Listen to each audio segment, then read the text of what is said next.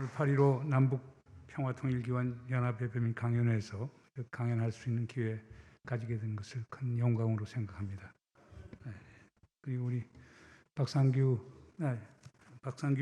목사님께 감사를 드립니다.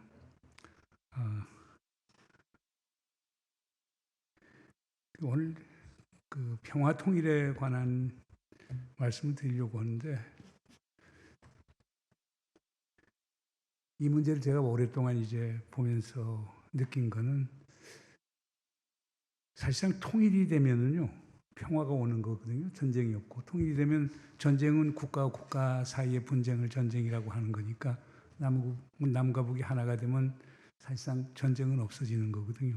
뭐 통일이 되면은 한반도의 번영이 보장되는 거고, 또 통일이 되면 남과 북 한민족의 국격도 이제 높아지는 것이고, 그러니까 통일이 되면 우리에게 가져올 혜택은 상당히 많은데, 문제는 통일이 되는 게 상당히 어렵다는 것입니다. 그리고 통일에 이르려고 하면 평화가 있어야 된다라고 하는 것. 그래서 지난 정부에서 문재인 대통령은 어떻게 말씀을 하시느냐면은 선평화 후통일이다라고 하는 표현을 써서 일부 비판도 많이 받긴 했습니다만은, 그러나 현실적으로 볼 때 평화가 있어야 통일이 된다는 것. 그냥 평화에 대한 어떤 더 깊은 생각들이 있어야 되지 않을까, 이렇게 생각이 됩니다.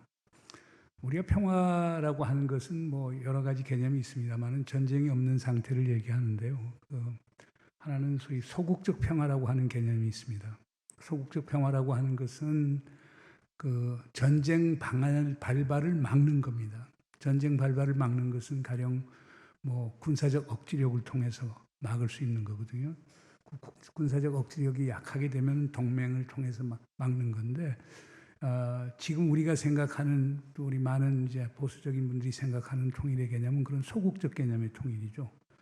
그리고 거기서 조금 더 나가서 뭐 휴전협정을 하고 평화협정을 체결해서 분쟁 상태는 유지되는 상태에서 그것이 전쟁으로 확산되는 것을 막는 소국적 대응 방법을 소국적 평화라고 얘기를 하고요. 반면에 적극적 평화라고 하는 것은 분쟁의 구조적 원인을 없앰으로써 항구적인 평화를 가져오는 것을 사실상 적극적 평화라고 얘기를 합니다. 이게 뭐 내가 만든 이론이 아니고 요한 갈퉁이라고 하는 노르웨이의 평화학자가 만든 개념인데요. 우리 한국 사회 같은 거는 아직까지는 전부 다 소국적 평화, 특히 군사적 억지력의 부추기나 한미동맹을 통해서 어떻게 하면 전쟁 발발을 막느냐, 휴전협정을 깨지 않고 어떻게 유지하느냐, 여기에 전전하고 있는 거거든요. 그래서 지난 정부에서 이런 정전협정을 종전선언을 통해서 평화협정으로 전환을 시키고 항구적인 평화를 만들겠다라고 하는 그런 시도를 했지만, 그게 사실상 실패로 돌아가고 정권이 끝날 겁니다. 근데 지금 평화에 대해서는 아무리 강조해도 지나침이 없다고 봅니다. 세상이 그만큼 어려워지니까. 우리가 1990년대 초에 냉전이 끝났을 때만 하더라도 이제 항구적인 평화가 오는 걸로 생각했죠. 세계화의 물결에 따라서 경제적인 상호후존이 되고, 경제적 상호후존이 되기 때문에 서로 싸울 일이 없어지고 평화의 지분이 점점 커질 거라고 생각이 됐는데, 지금 냉전이 끝나고 30년이 됐는데요. 오히려 전쟁의 빈도수는 더 많아지고, 지금 오늘날 현실을 보십시오. 우크라이나 사태, 러시아라고 한 나라가 국제법을 위반하고 국제 질서를 위반하고 우크라이나의 영토와 주권을 일방적으로 침탈하는 그런 행위가 일어났거든요.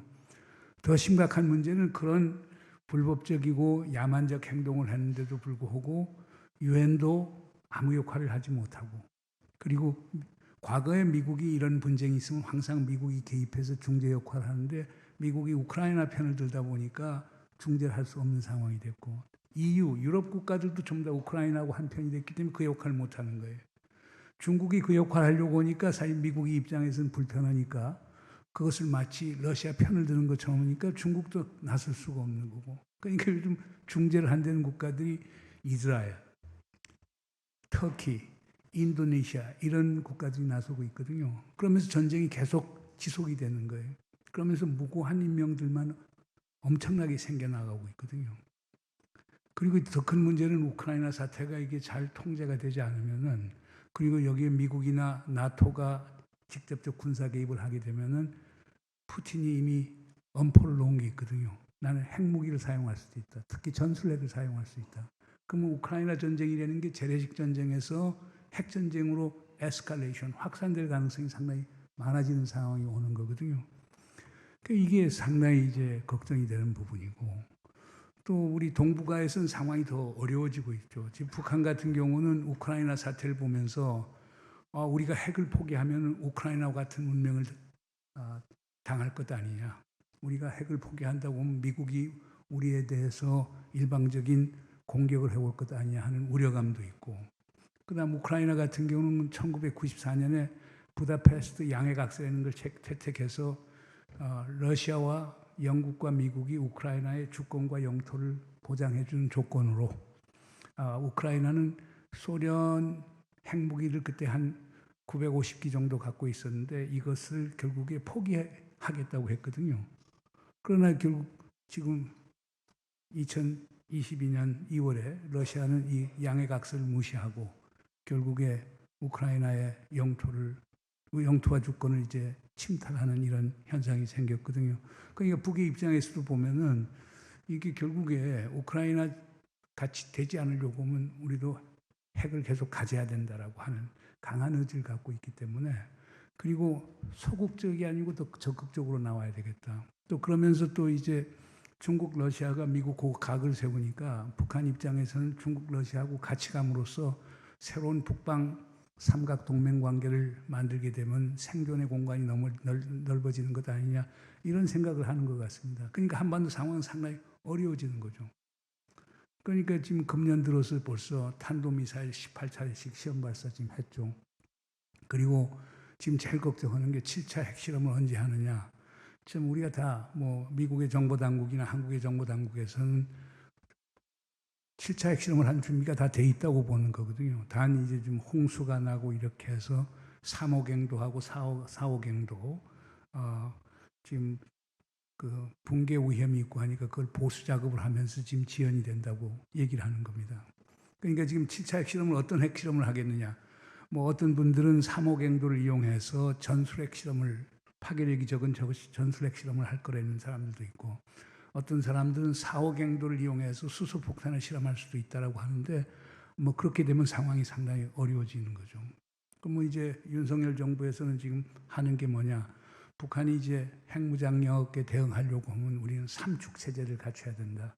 삼축 체제라는 건 다른 게 아닙니다. 이제 하나는 그 킬체인이라는 걸 통해서 북한이 우리를 공격할 의도가 있을 때 그것을 선제 타격을 하는 한 축하고, 두 번째 축이라는 것은 한국형 미사일 방어 체제를 통해서 북한이 미사일 쏘았을 때 요격해서 파괴한다라고 하는 게 두 번째 축이고요. 세 번째로는 요격이 실패했을 때 아주 대량 응징 보복을 가한다라고 하는 게 3축인데, 그래서 이 3축 체제를 강화시키고, 그 다음에 한미연합 군사훈련을 강화시키고, 그리고 필요에 따라서 뭐 현 정부에서는 아마 미국의 전략무기 한반도 전진 배치를 소위 상례화시키려고 하는 것 같은데, 미국에서는 그 소위 여건에 따라서 하자고 그러는데 결국에 미국의 전략무기가 한반도 전진 배치되는 현상이 생기게 되는 거고요. 그리고 뭐 제일 중요한 것은 확장 억지력을 강화시켜서 결국에 북한이 핵 공격을 하지 못하도록 우리가 핵 억지력을 미국하고 협력해서 강화시켜 나간다.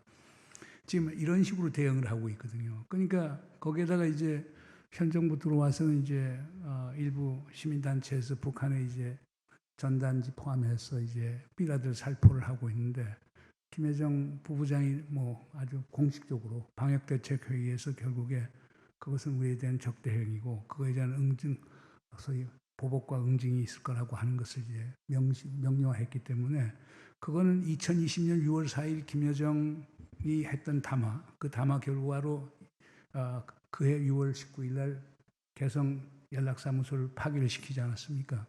그러니까 이제 북에서 군사행동 가능성을 배제할 수 없게 되고, 그러면 휴전성 일대가 어려워지고, 그리고 그렇게 되면은 2018년 체결됐던 소위 남북 군사 합의서, 남북 군사 합의가 이제 무효화될 가능성이 상당히 있죠.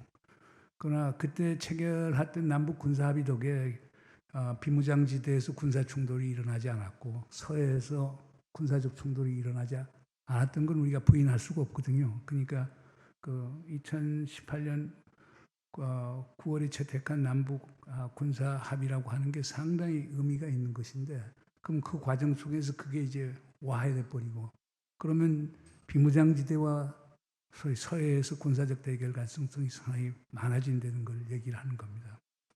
여기다 또 사정이 또 복잡해지기 시작한 거는 이제 대만 문제예요. 낸시 펠로시 미 하원 의장이 이제 중국이 강력한 반대에도 불구하고 이제 대만을 방문했고, 중국은 그거에 대한 항의 표시로서 지난 5일 동안에 결국 대만을 봉쇄하는 군사우선을 대규모로 하는데, 지금 중국 통해서 나오는 소식에 따르면 그걸 정례화하게 되는 거거든요. 그러니까 미국은 또 거기 지지 않으려고 뭐 항공모함을 전진 배치할 가능성은 상당히 적겠지만 전함 중심으로 해서 해군하고 공군력을 이제 대만 해역을 보내겠다.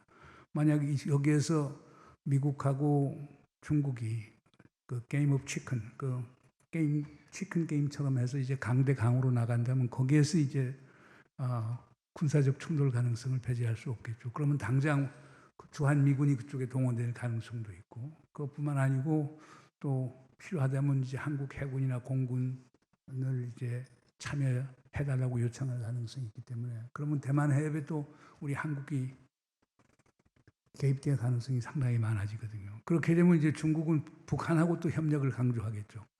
그러면서 북한에 대해서 뭐 병참 지원도 해주고, 특히 북한이 필요한 석유 같은 것을 제공해 줄 수도 있고, 그리고 지금까지 보면요, 58년 중국이 북한에서 철수한 이후에 중국은 북한에 대해서 군사 무기를 제공한 적이 한 번도 없습니다.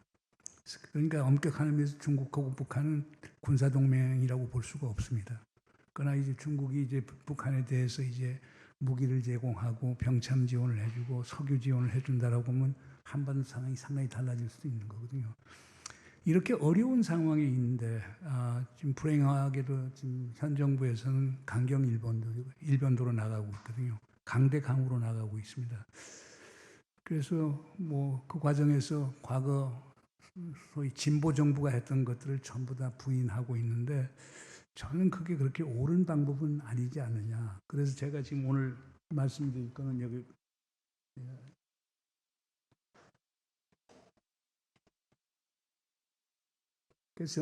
그래서 정말 이제 한반도에서 평화를 다시 한번 생각해 봐야 될 것이다. 그래서 저는 첫 번째 명제로 꺼내는 게 평화의 조건 1이 인간을 중심에 놓아야 된다는 것이죠. 그래서 전쟁은 인간의 마음에서 비롯된다. 이거 유네스코 헌장에 나오는 표현입니다. 그렇기 때문에 인간의 마음 속에서 평화의 문화라고 하는 것을 정착시켜야만 전쟁을 막을 수 있다고 보는 거거든요. 이런 논리의 기반은 기본적으로 전쟁은 엘리트들이 시작을 하고 피해는 일반 선량한 시민들이 본다라고 하는 이제 가정에 있는 거거든요. 그래서 이제 유네스코에서 강조하는 것은 오늘 박 목사님에서도 이제 성경에서 인용을 했습니다만, 결국에 사람 중심에서 보면 평화의 길이 보인다.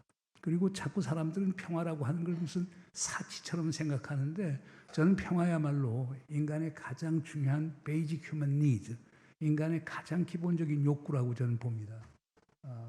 그래서 인간 중심의 가치, 평화의 문화를 확산하기 위한 시민사회 연대가 절실한 시기가 아닌가.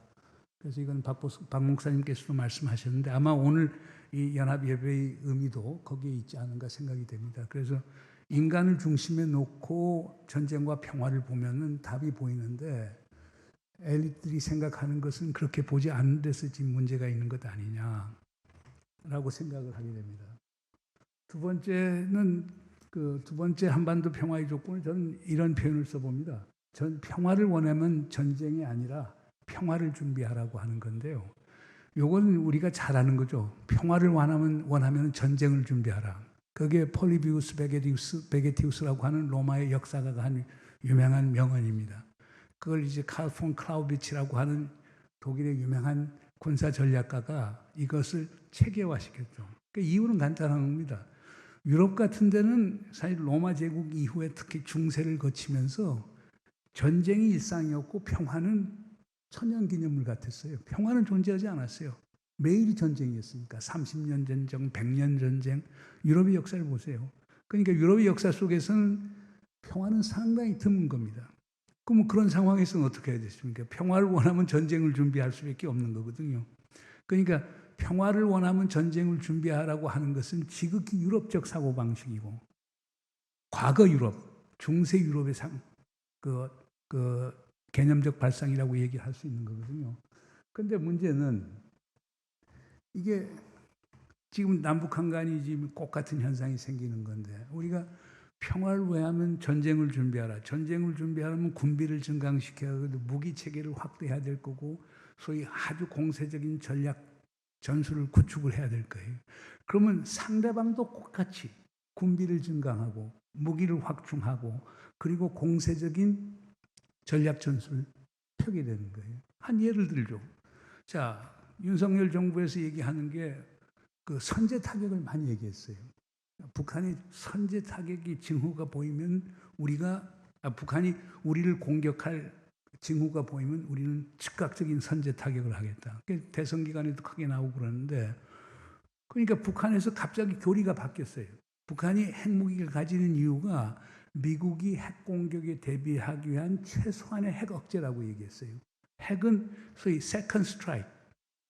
그 미국이 공격을 했을 때 자기들이 그 생존하고 남아있는 핵무기를 갖고 미국에서 보복 사격을 하겠다라고 하는 방어적 성격이 갖겠는데 지난번 당 중앙군사위원회 전원회의에서 김정은이가 그건 유지하지만 더 하나 보태겠다. 그건 우리도 선제 타격할 수 있다고 얘기를 하는 거예요.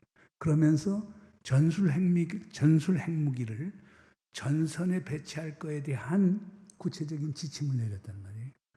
그러니까 우리가 자꾸 선제 타격론을 얘기하다 보니까 북측도 소위 핵무기 운용에 있어서 핵무기 교리에 있어서 방어적 성격에서 공세적 성격으로 바뀌면서 전술핵 사용이라고 하는 것을 기정사실화하는 거예요. 그러면 전술핵과 전략핵은 어떤 차이가 있느냐? 전략핵이라고 하는 것은요, 히로시마 나가사키 떨어진 것들입니다.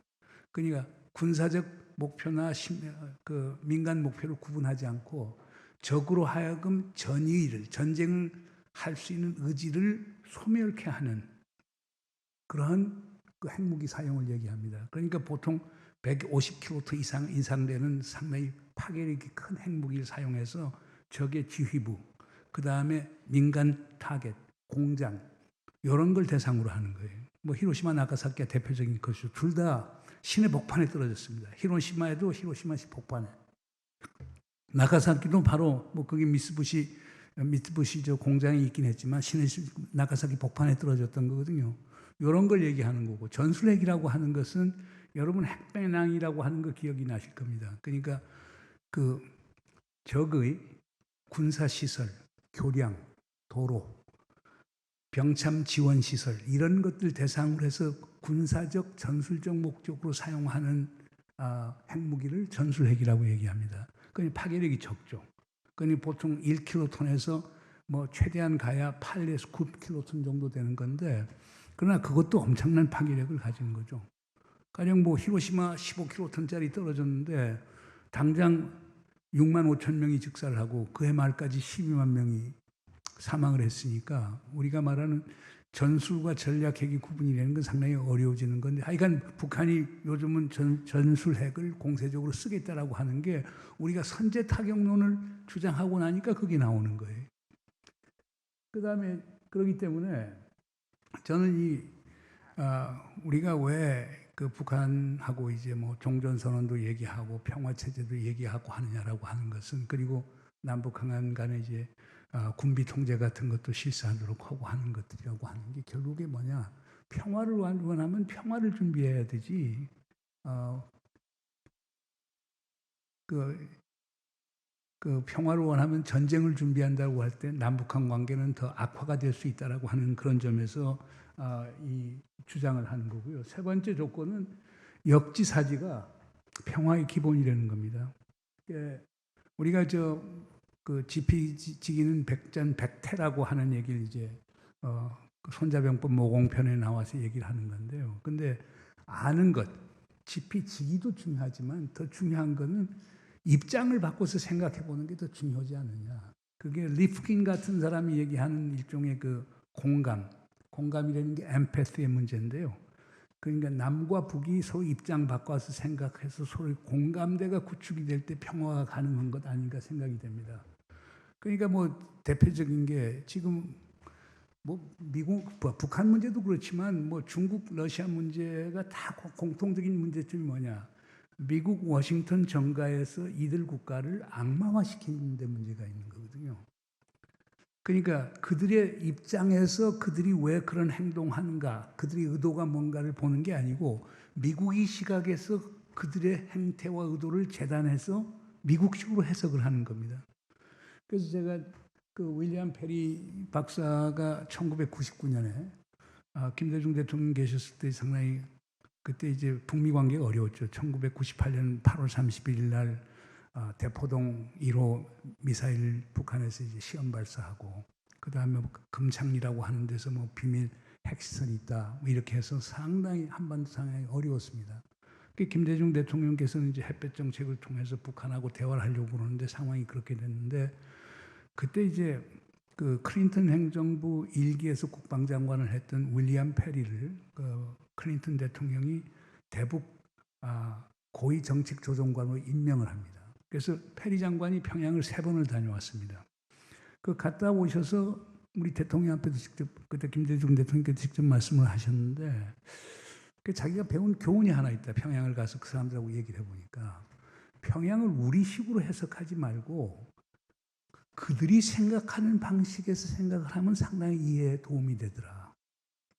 그러니까 자기가 처음에 본 거는 김정일이가 미국 위협론을 얘기하는 게 김정일 체제 안보를 위해서 하는 걸로만 생각을 했는데 그 북한의 군부 지도자들하고 엄청나게 이제 격론을 벌이면서 느꼈던 거는 북한 군부가 미국과 한미연합적 전력에 대해서 실질적인 위협을 느끼고 있다는 걸 자기가 봤다는 거예요. 그래서 우리가 보고 싶은 대로만 보지 말고 북이 생각하는 것을 그들이 시각에서 한번 보는 것이 상당히 좋은 것 같다. 그래서 그때 페리 장관이 갔다 와서 페리 프로세스라고 한 과정을 통해서 소위 보고서를 냈죠. 그 페리 보고서인데 페리 보고서에서 그래서 그때까지만 해도 워싱턴에서 대북 강경책이 아주 판을 쳤는데 그 플랜 A와 플랜 B를 만들어서 플랜 B는 북한과 협조가 안 됐을 때 뭐 군사적 행동까지도 포함하는 것은 그건 비공개로 해놓고 비밀로 해놓고 플랜 A 해서 소위 북미 간의 대화를 얘기했고 그 덕에 2000년에 우리가 남북 정상회담을 할 수 있었던 거거든요. 그리고 페리 보고서가 크게 작동을 해서 2000년 6.15 남북 정상회담 갔다 오자마자 그때 김대중 대통령이 황원탕 외교안보 수석을 그때 클린턴이 뉴욕에 있었어요. 뉴욕에 보내갖고 김정일 위원장을 만났는데 당신을 만날 용의도 있고 그리고 고위급 인사를 보낼 용의도 있다. 그걸 황원탁 외교안보 수석이 클린턴 대통령에 직접 전달했어요. 그러니까 한국의 외교안보 수석을 미국 대통령이 그렇게 단독 면담을 해주는 것도 예외적인 사례였죠. 그래서 그 조명록 국방위원회 부위원장이자 조명록 차수가 10월 달에 이제 워싱턴을 갔던 거거든요.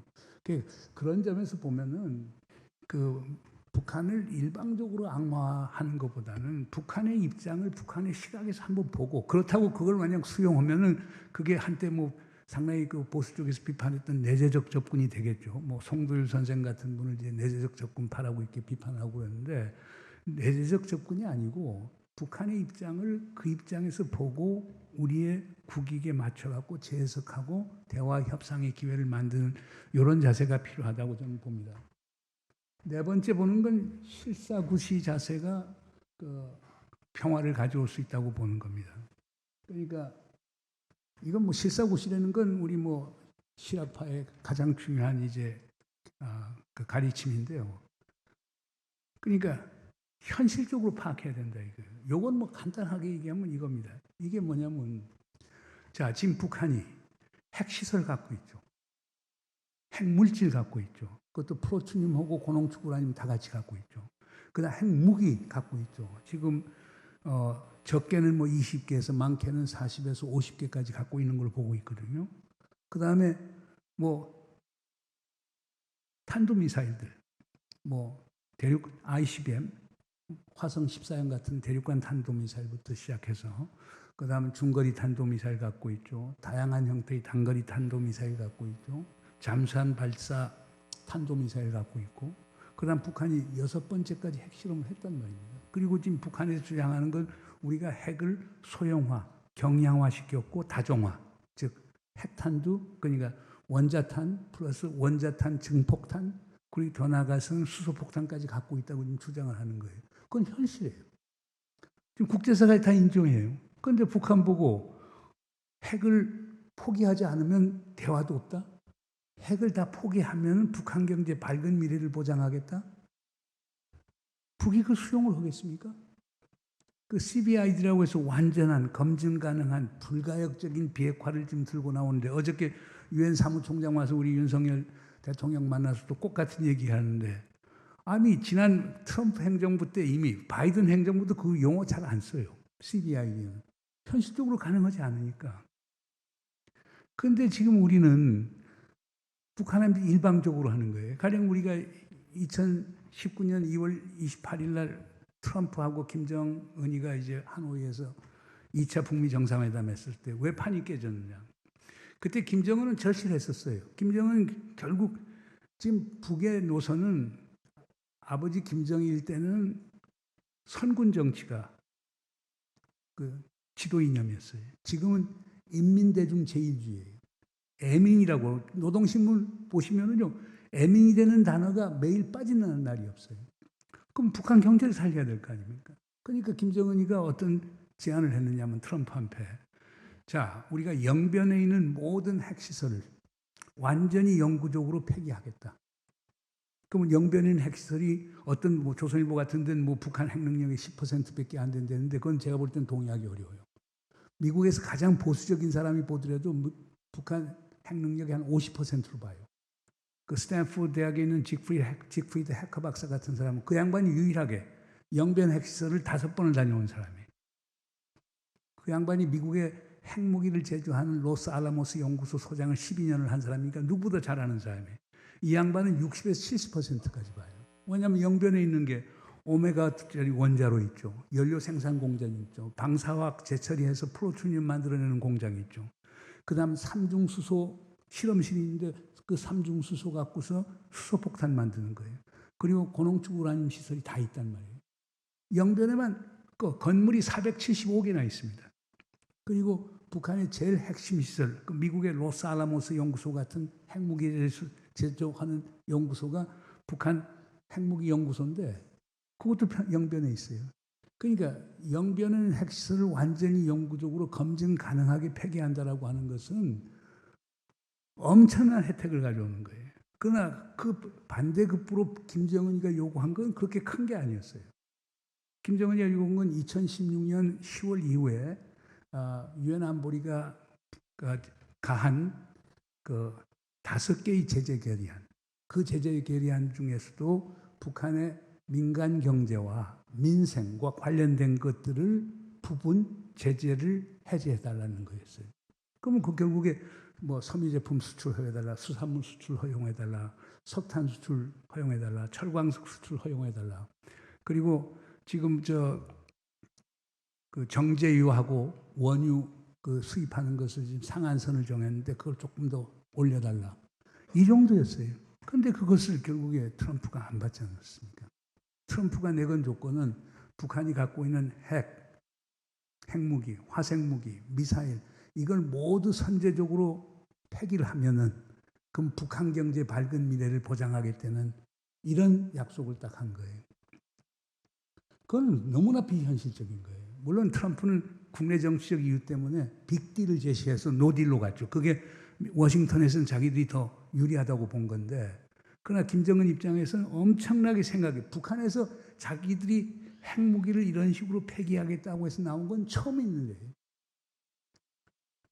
근데 그러니까 김정은이 썸딜, 하여간 어떻게든 딜을 만들어 보자라고 하는 것을 트럼프는 빅딜 갖고 와서 노딜로 가버렸단 말이에요. 그게 현실적 감각이 없다는 데서 오는 거예요.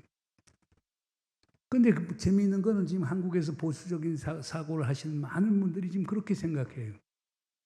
지금 북한의 현실을 있는 그대로 받아들이고 거기에 대한 실용적 해법을 가져와야 되는데 그렇게 안 보는 거예요. 그러니까 여기서는 게 뭐 북한 급변 사태론이다, 북한 붕괴론이다. 북한 붕괴론이라는 게 1990년부터 나온 거예요.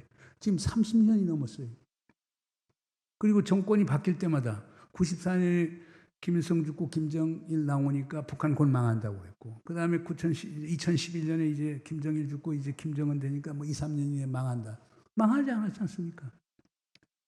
그래서 저는 도널드 그렉 대사라고 해서 주한미 대사를 했고, 그분은 이제 미 CIA에서만 한 35년 근무를 했었고, 그 다음에 아버지 부시가 부통령 할 때 안보보좌관을 8년을 한 분이에요. 그분 쓴 자서전을 보면 재미있는 얘기를 하더라고요. 미 CIA 가장 큰 정보 실패는 북한에 대한 정보다.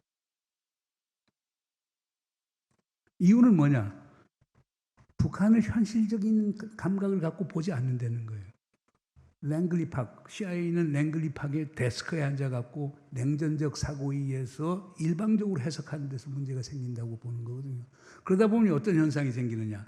북한의 능력을 과대평가하거나 과소평가하거나, 그리고 과소평가, 과대평가하는 것이 전부 다 정치화되는 거예요. 우리 김대중 정부에서는 분명히 얘기했거든요. 가령 예를 들어서 그때 이제 2002년부터 이제 고농축 우라늄 문제가 나와서 미국에서 문제 제기를 하지 않았습니까? 그때 김대중 대통령은 우리 정보 당국이 전부 다 추적하고 있다. 뭐 파키스탄 AQ 칸으로부터 소위 원심 분리기 일부 가져간 것도 우리가 파악하고 미국하고 공유를 해준 거고, 그 다음에 그 원심 분리기 돌리려고 하면 그 하이 인텐시티 알루미늄 튜브이 필요한데요. 고강도 알루미늄 강관이 필요한데 독일에서 가져가다가 실패했고 러시아에서 가져온 것까지 우리 정보 당국이 좀 더 파악하고 있는데, 그러나 우리가 분명히 아는 것은 북한이 지금 그걸 갖고 프로그램을 만든 것, 실질적인 프로그램을 만든 건 아니니까 시간을 두고 해법을 찾아보자. 미국에서 거절한 거예요. 그러니까 저는 기억이 나는데 2002년 10월 24일 날 멕시코 로스카보스에서 이제 에이펙 정상회담을 만났는데, 그때 김대중 대통령이 그때 부시 만나갖고 다 담판을 짓자. 근데 미 백악관에서는 10월 14일 날 그걸 AP하고 CNN에다 딱 줘갖고 북한이 고농축 우라늄 시설을 갖고 있다고 해버린 거예요. 그러니까 그건 북한 능력을 너무 과대평가한 건 이건 정치적으로 한 거예요. 어떤 때는 또 너무 과소평가를 해요. 북한 경제 같은 걸 보면 곧 망할 거라고 얘기하거든요. 북한 안 맞지 않습니까? 그러니까 북한이, 미국이 제재를 가하는데도 북한 제재의 내구성이 되는 게 대단한데 내구성을 너무 과소평가하는 거예요. 그러니까 미국이 대북 정보가 틀리다 보니까 계속 정책도 틀리게 되는 거예요. 그런데 그거는 북한에 대해서 리얼리스틱한 현실적 접근을 못하는 데서 생기는 게 아닌가 봅니다. 그래서 한반도 평화를 가져오려면 북한을 있는 그대로, 그리고 현실적인 그 실사구 시각에서 봐야 된다. 이렇게 저는 강조하고 싶고요. 다섯 번째는 결국에 신뢰와 선공이 평화의 선제 조건이라고 봅니다. 김대중 대통령께서 그 햇볕 정책의 기본 철학이라는 겁니다. 자꾸 그 햇볕 정책에 대한 오해들이 많은데요. 햇볕 정책의 첫 번째 원칙은 북한의 어떠한 군사적 도발도 용납하지 않겠다가 제일 원칙이에요. 두 번째 원칙은 우리는 북한을 흡수통일하지 않겠다. 세 번째 원칙은 남북한의 교류 협력을 증진해서 평화공존을 확실히 해서 사람과 물자가 자유롭게 오갈 수 있는 사실상의 통일 상태를 만들겠다. 이거 세 번째 원칙이에요. 그리고 그걸 진행해 나가는데 운영 방식에서는 첫째, 정경을 분리하겠다. 정치하고 경제는 분리하겠다. 그리고 선경후정, 경제가 먼저 가고 정치는 나중에 가겠다. 그럼 경제가 먼저 가다 보니까 자연히 선민후관, 시민단체 포함해서 민간이 먼저 가고 정부는 관은 뒤따르겠다. 그리고 선의훈안, 쉬운 것부터 먼저 하고 어려운 건 나중에 하자. 그리고 마지막으로 선공후득, 먼저 베풀고 나중에 혜택을 받겠다. 이게 기본적인 것들이었어요. 근데 지금 대만 사태가 저렇게 됐지만은 국민당 출신으로 총통을 하던 마행주 총통 같은 것도 거의 비슷한 정책을 폈어요. 중국 본토하고. 저기 나왔지만 첫째 제일 중요한 건립 호신. 서로 신뢰를 구축하자. 그 다음에 각치쟁이라고 하는 것은 쟁점이 되는 것은 옆으로 미루자. 그건 우리 선의운한하고 같은 거예요. 세 번째로는 구동존의. 차이가 있는 건 존중하지만 서로 공통점을 찾아 나가자. 그리고 마지막으로는 공창쌍영이라고 하는 것은 윈윈 상황을 공동으로 만들어 나가자는 거거든요. 그래서 저는 김대중 대통령의 햇볕 정책이라든가 마행주 총통의 이 4대 원칙, 양안관계에 대한 4대 원칙이라고 하는 게 저는 한반도의 평화를 가져오는 상당히 중요한 그 핵심 연계고리가 아닌가 이렇게 생각이 됩니다. 그래서 여기서 제일 중요한 게 성공후득이라고 하는 건데 아마 지금 여러분 기억나실 거예요. 지금 보수 진영에서 뭐 김대중 대통령이나 뭐 노무현 대통령 제일 비판하는 게 대북 퍼주기 했다는 거거든요. 사실 퍼주지를 못했어요. 이거는 수치를 정확하게 아셔야 돼요. 김대중 노무현 10년 동안에 우리가 쓸 수 있는 돈이 남북협력기금이었어요. 남북협력기금 총액이 한 8조 5천억 정도가 돼요. 8조 5천억에서 4조 3천억이 김영삼 정부에서 약속했던 심포 경수로 사업에 들어간 돈이에요. 그걸 또 차환 개정이라고 해서 정부가 돈을 기체를 해갖고 원금하고 이자를 갚아나가는데 쓴 돈이 4조 3천억 정도가 돼요. 그러면 남북한 간에 한 거는 결국에 뭐냐. 한 2조 6천억 정도가 인도적 지원을 했어요. 그게 쌀과 비료예요. 그러나 쌀의 경우는 인도적 지원이 아니에요. 당시 야당에서 하도 반대를 해서 우리 천장관님 잘 아시겠습니다만은 차관 형태로 했어요. 그러니까 북쪽 친구들은 그러면 우리에게 현금을 빌려달라. 그러면 그 돈 갖고 필리핀이나 타일랜드나 미얀마 가서 쌀을 사오게 왔다. 그러면 국제시가에 그건 3분의 1밖에 안 하거든요. 우리가 한 3배 정도 비싸니까. 그런데 우리는 야당도 반대했지만 우리 농민단체들이 반대를 했죠. 우리 지금 추곡이 그냥 쌓이고 있는데 그거 지금 유통비용만 해서 물류비용만도 너무 많이 드니까 이거 갖다 쓰라고. 그래서 우리 쌀을 준 거예요. 비료도 마찬가지예요. 남해화학 같은데 이제 비료를 만들지만 농가수가 계속 들고 오니까 비료를 소비를 못하니까 통일부 와서 로비를 엄청나게 하는 거예요. 그렇게 해서 쌀과 비료를 북에 준 게 한 2조 7천억인데 그중에 쌀 준 거 같은 경우는 지금 우리가 북한이 경제가 나아지면 우리한테 갚아야 돼요. 차관 형식으로 줬으니까. 그 다음에 들어간 게 한 8천억 정도 해서 고성에서 금강산, 그 다음 문산에서 판문점까지 이제 도로 건설하고 철도 건설하는 데 들어간 거거든요. 현금 준 게 하나도 없어요. 한 500만 불 정도 되는 것을 이제 시멘트에서 철근에서 물자로 판문점 쪽에 지원해 준 건 있는데 이렇게 보면 퍼준 것도 없는데 그냥 퍼줬다고 그러는 거예요. 그러나 그때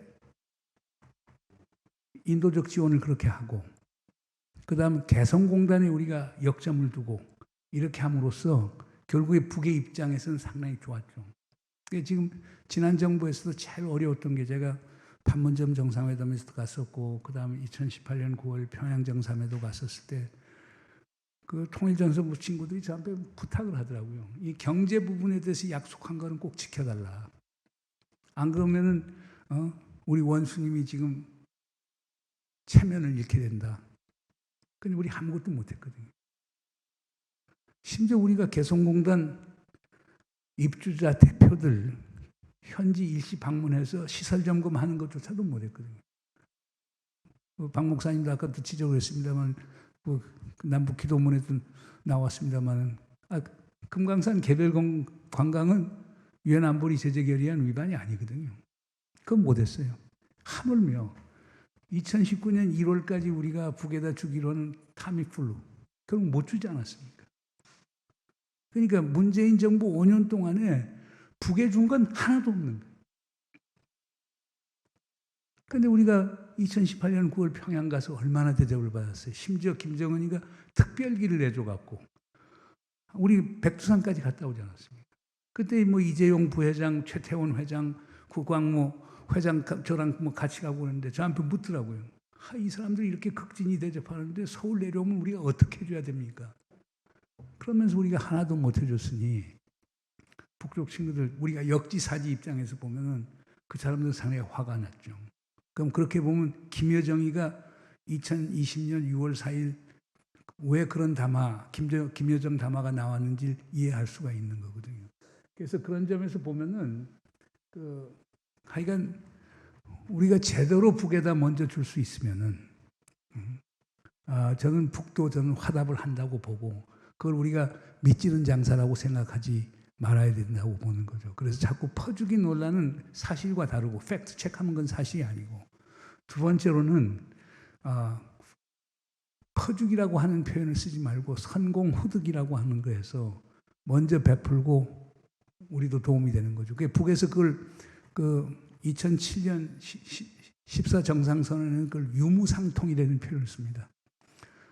북은 가진 게 없고 남은 가졌다고 하는데 유하고 무는 서로 통한다 이게. 이북 사람들이 넣어서 그럼 우리 한글만 쓰자라고 하는 친구들이 또 한자 사자성어는 제일 많이 그 사람들이 써요. 유무상통 이게 뭐냐? 그래서 이제 개성공단 예를 들더라고요. 그 문안을 넣을 때 백화원 초대해서 그 문안 작성을 할 때 유무상통하니까 아니 남에서 자본하고 기술 갖고 개성 오는데 우리는 사람 되지 않느냐. 그게 유무상통의 대표적인 예다. 그러니까 우리가 없다고만 생각하지 말고 무가 꼭 유가 아니고 무가 꼭 없는 게 아니고 유로 연결될 수 있다. 그런 의미에서 유무상통이라는 표현을 썼다는 거거든요. 그래서 요거는 우리가 좀 염두에 둘 필요가 있지 않은가 생각이 됩니다. 그래서 저는 이제 강조하고 싶은 게 퍼주기 프레임의 허상에서 벗어나야 된다는 거고요. 그 다음에 여섯 번째 조건은 저는 상상이 평화라고 봅니다. 저는 지금도 상당히 기억이 남는 게 제가 김대중 도서관 관장을 할 때인데 그때 이제 오에 선생, 오에 겐자브로 그 노벨 문학상을 받은 분을 이호 여사님께서 특히 연락을 했더니만 와주셔서 그때 노벨 평화상 수상자인 전 핀란드 대통령 하고 그 다음에 오에 겐자브로를 두 분을 모셨는데 오에 겐자브로 연설이 상당히 인상적이었어요. 자기는 일본에 대해서 너무나 절망적이다 이거예요. 왜 절망적이냐? 자기는 1945년 그 패전 국면에서 자기가 이미 대학 다니고 있었고 그랬는데 쭉 느끼는 게 보면서 아베라고 하는 사람은 뭐냐? 과거의 기억만 있지 미래에 대한 상상이 없는 사람이라는 거죠. 그래서 과거 것을 재현시키려고 한다. 과거의 제국주의적 발상, 과거의 강한 일본, 요걸 자꾸 하려고 한다. 그 사람은 과거의 기억만 있고 미래의 상상이 없다는 얘기를 하는데 뭐 제가 지금 표현을 잘못했는데 그분이 그때 읽으셨는데 상당히 설득력 있게 저기 들어오더라고요. 왜 아베가 역사 퇴행적인 정책들을 펴는가? 왜 역사를 반성하지 않는가? 그냥 미래의 상상력을 갖고 보면 과거에 대한 반성이 쉬워지는데 미래에 대한 상상이 없으니까 과거에 안주하게 되고 그러면 과거에 있던 것들을 정당화하게 하게 되면서 미래의 상상의 창은 닫혀버리고 역사 퇴행적이 된다고 이렇게 보는 건데 저는 그게 문제라고 봅니다. 그래서 평화는 꿈꾸고 상상하는 자들이 것이고 분단과 대립, 불신과 적대의 과거에 집착하는 자들은 평화를 만들지 못한다. 그리고 한반도 평화경제의 구축해서 저는 그래요. 평화가 넘치는 비무장지대, 그 다음에 서해수역, 그리고 사람과 물자가 자유롭게 오가는 남과 북, 철도로 대륙과 연결되는 한반도, 에너지 네트워크가 되는 것, 그래서 북쪽이 열린 공간이 돼서 그리고 우리가 대륙으로 갈 수 있는 그렇잖아요. 우리 KTX 같은 게 신의주까지 가고 그 다음 거기서 심양 거쳐서 북경까지 간다. 북경 하루면 다 갈 수가 있을 테니까요. 기차로. 이런 것들을 상상해 본다라고 하면은 훨씬 평화에 대한 길도 가까워지지 않는가 생각이 됩니다. 그래서 뭐 아까 그 기도문에 또 두 번째인가 나왔습니다만은 결국에 냉전 파라다임과 강대국 결정론을 뛰어넘어 우리 운명을 우리 스스로 결정한다는 상상력 없이 평화를 가져오기 어렵다. 제가 뭐 강연을 하거나 지금도 카이스트에서 제가 뭐 강의를 하고 있습니다만은 우리 젊은 이들하고 하는데 참 안타까운 게 우리의 자율적 능력에 대하여서 너무나 과소평가를 하는 것 같아요. 우리 운명은 우리가 결정하지 않은 걸로 생각해요. 우리 운명은 미국과 중국, 러시아 이런 국가들이 결정하는 걸로 착각이 생각이 돼서 통일도 우리가 할 수 없다고 보는데 저는 항상 그 얘기를 해요. 우리가 원하면 통일할 수 있는 거지 무슨 얘기냐. 독일은 다르다. 독일은 이미 영국, 프랑스, 미국, 소련이 점령국으로 계속 통일할 때까지 있었다. 그러니까 4대 강국 동의를 받아야 그들이 베를린에서 떠날 것 아니냐. 그러나 우리 한반도에서는 외세가 없다. 지금 미군이 와 있는 건 동맹국으로 와 있는 거지 점령군으로 와 있는 게 아니다. 우리가 원하면 된다. 근데 그런 상상력을 잘 못하는 것 같아요. 뭐 그런 얘기하면 완전 타부시가 되고 그러면 완전히 이제 뭐 종북 세력이 되는 이 상황이니 그래서 우리가 자율적이고 주체적 사고 자체가 존재론적으로 또는 인식론적으로 소위 억제되는 이 사회 그런 것들이 우리 상상력을 이렇게 제한된다고 보는데 이걸 극복하는 작업도 상당히 필요하다고 생각이 됩니다. 그다음 일곱 번째는 저는 아직도 경제가 평화라고 생각합니다. 우리 이해찬 전 대표께서 지금 뭐 동북아 평화경제협회라는 걸 만들고 하고 있는데 저는 경제가 답이라고 보는데 지난 정부에서는 그걸 못했죠. 그러니까 지난 정부는 사실상 세 개의 축으로 돼 있었어요. 그 문재인 대통령의 한반도 평화 구상은 첫째는 피스메이킹입니다. 피스키핑입니다. 평화 유지. 그걸 위해서 강한 군사력 갖고 한미동맹 강화 강조한다는 거예요. 그건 어느 정도 유지가 됐어요. 두 번째는 피스메이킹입니다. 피스메이킹은 피스키핑에 더 나가서 종전선언을 채택하고 정전협정을 평화협정으로 전환시키면서 남북한 간의 전반적인 교류, 협력과 신뢰를 구축해 나가는 그 과정인데 그건 사실상 뭐 판문점 선언과 평양 선언, 남북 군사 기본 합의 여기까지만 되면서 그 이후에 진전은 없었죠. 그다음에 세 번째가 평화 경제라는 거거든요. 평화 경제라는 게 남북 경제 교류 협력. 그래서 철도 도로 연결하고 에너지 네트워크 연결을 짓고 경제 공동체 만들어서 남북이 경제적으로 하나가 되는 그리고 그것을 평화의 원동력으로 삼겠다라고 하는데 제가 점수를 매기면 피스키핑은 저는 A-는 됐다고 봅니다. 왜냐하면 문재인 정부 5년 동안 군사적 충돌은 안 일어났으니까. 그다음 피스메이킹의 경우는 저는 뭐 B는 주겠어요.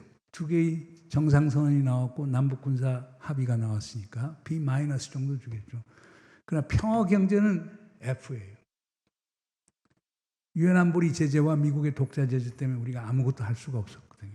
할 수 있는 영역이 있었는데도 못했다는 건 제 자신도 좀 부끄럽고 뭐 제 정부에 관여를 했었기 때문에 그래서 저는 이제 이런 얘기를 합니다.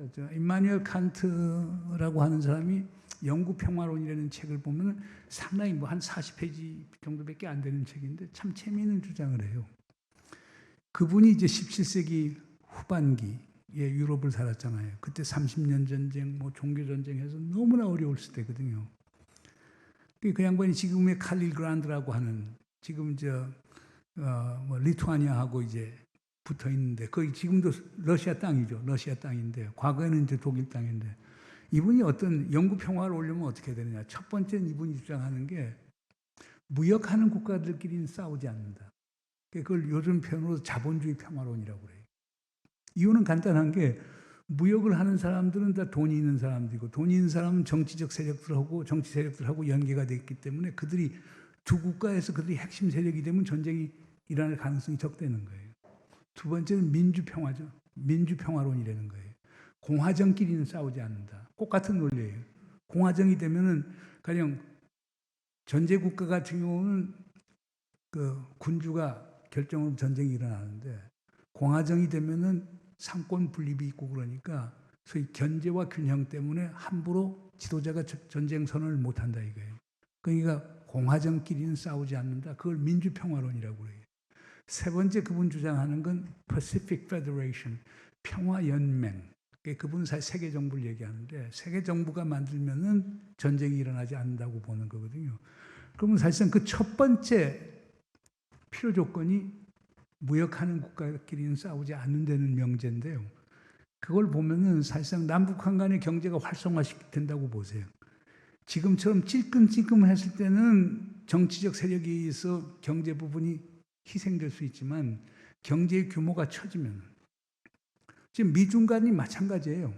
만약 미국이 워싱턴 분위기로 봐서는 만약 지금 정도의 미중 간의 경제적 상호존이 없을 때면 이미 전쟁이 일어났을 거예요. 지금 엄청난 경제적 상호존 관계가 있기 때문에 으르렁거리면서도 큰 전쟁을 못하는 거예요. 하면 둘 다 망하니까. 그만큼 또 국내 정치 세력들이 있고 그러니까. 그런 점에서 제가 볼 때는 이제 그 칸트가 얘기했던 대로 그 경제 부분에 있어서 활성화라고 하는 게 평화를 가져오는 가장 중요한 이제 필요 조건이 될 수 있는 것 아니냐. 그리고 또 다른 하나는 존 메이나드 케인즈라고 하는 분 우리 다 알지 않습니까? 그분이 이제 상당히 그분이 쓴 책이 평화의 경제적 규결이라는 책이 있는데 한국어로도 번역이 됐는데요. 이게 참 재미있는 책이에요. 이 양반이 1차 세계대전이 끝나고 베르사유 조약이 체결되는 그 파리 평화협상에 영국 대표로 참석을 해요. 그때 이 양반은 우드로 윌슨 대통령이 상당한 지지자예요. 근데 거기서 이제 어느 대목에서 큰 논쟁이 벌어졌냐면, 자, 독일이 패전국 아닙니까? 패전국에 대한 배상금을 얼마나 해야 되느냐. 당시 프랑스 대통령이 포앙카레였는데 포앙카레 대통령은 최대한의 경제적 배상을 줘갖고 독일 경제를 완전히 망가뜨려야 독일이 다시 일어서지 않는다는 주장을 하는 거예요. 케인즈는 그거에 엄청나게 반대를 해요. 그렇게 하면 독일만 망하는 게 아니고 유럽 경제가 망한다. 그리고 유럽은 다시 또 하나의 전쟁으로 갈 것이다.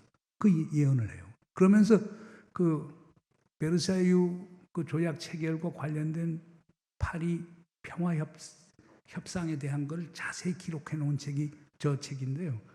근데 결국에 케인즈가 얘기한 게 맞았지 않습니까? 포앙카로 프랑스 주장대로 독일에 대한 엄청난 전쟁 배상금을 요구했거든요. 그러니까 바이마르 공화국이 그래서 망한 거예요. 1931년 히틀러가 정권 잡은 게 경제적인 인플레이션하고 실업 생기고 바이마르 공화국이라고 하는 세계 최고의 민주헌법이라고 하는 그게 흔들어지면서 거기서 나치가 생겨나는 거예요. 나치가 생겨나고 그럼 나라마다 전부 다 자기 국가 중심으로서 이걸 영어로 beggar the neighbor policy라고 하는데요. 이웃 국가 가난하게 만드는 보호주의 무역 정책 펴게 되고 이런 것들이 사실상 2차 대전의 가장 중요한 원인이 됐던 거죠. 케인즈가 그 얘기를 하는 거예요. 그러니까 북한이 못 살면요. 아까 기도문에서 공동기도문에서 나온 것처럼 북한이 잘 써서 서로 공존하고 상생하면은 전쟁이 일어날 가능성이 적지만은 북이 정말 못 살아서 체제 위협이 오면은 결국에 스케이프고트, 희생양을 밖에서 찾을 수밖에 없고 그럼 전쟁의 가능성이 상당히 많아지는 거예요. 그래서 우리가 북한하고 하는 것을 좀 달리 생각해 볼 필요가 있지 않느냐 생각이 됩니다. 여섯 번째는 칭찬이 평화를 만든다라고 하는 건데요. 그건 여러분들 그 켄 블란차드라고 하는 사람이 쓴 책, 칭찬은 고래도 춤춘다라고 하는 얘기가 있지만은 그 북한 사람들 입장에서 역지사 입장에서 보면 북한 사람들이 상당히 화를 내는 게 있어요. 자기들은 아무리 잘해도 미국이 칭찬 안 해준다는 거예요. 조금 더 진심으로 받아주지 않는다는 거예요. 그런데 그래서 저는 이제 주장하는 게 그 하버드 대학교 있다가 그 돌아가신 행태 심리학자 그 스키너 교수 그 양반이 이제 그 행태주의 심리학을 개발하는 사람인데 그 양반이 실험을 해요. 어린아이들이 나쁜 행동을 계속 보이는데 어떻게 이걸 고칠 수 있느냐. 두 가지 방법을 해요. 하나는 소위 positive reinforcement라고 해서 칭찬을 해줌으로써 나쁜 버릇을 바꾸는 거고 두 번째는 negative reinforcement라고 해서 징벌을 함으로써 퍼니시먼트 함으로써 어느 게 그 나쁜 버릇을 고칠 수 있는가 이렇게 비교를 쭉 했는데 칭찬이 훨씬 효과적이라는 거예요. 그 징벌을 주는 것보다. 그러니까 이걸 북한에 적용을 해보면 지금 미국과 한국의 보수들이 북한에 지금 적용한 것은 crime and punishment의 패러다임이에요. 북한이 죄를 지었으니까 국제법을 위반했으니까 북한을 처벌해야 된다. 그러니까 북한 주장은 내가 무슨 죄를 지었느냐. 그 국제법 미국이 일방적으로 해서 나오는 건데 왜 이스라엘은 핵무기 가졌는데 아무 소리도 안 하고 왜 북한만 갖고 나오느냐. 우리는 자위를 위해서 하는 것이기 때문에 국제법 위반이라고 개념이 해당되지 않는다. 그리고 예외가 많지 않느냐. 왜 이중기준 적용하느냐. 그리고 그거 갖고 우리에게 너무나 가혹한 처벌을 하고 있다. 그건 결국에 우리가 당신들을 신뢰하지 못하게 만드는 가장 큰 이유라고 이런 식으로 얘기를 하는 거예요. 근데 제가 미국 가서 정말 뭐 수백 번 넘게끔 그걸 얘기를 하는데 통하지 않아요. 미국 사람들 참 이상해. 그 사람들은 crime and punishment, 죄와 벌의 접근. 북한은 죄를 지었으니까 벌을 받아야 된다. 제재는 피할 수 없다. 이런 식으로 갔는데요. 제가 볼 때는 그렇게 해서는 해법이 안 올 거라고 봐요. 근데 뭐 한국의 보수적인 분들도 계속 생각하는 건 북한이 죄를 지었으니까 응당 처벌을 받아야 된다라고 하는데 정작 북한 친구들은 우린 죄 지은 게 하나도 없다는데 이제 여기에서 이제 고민이 있는 것 같습니다.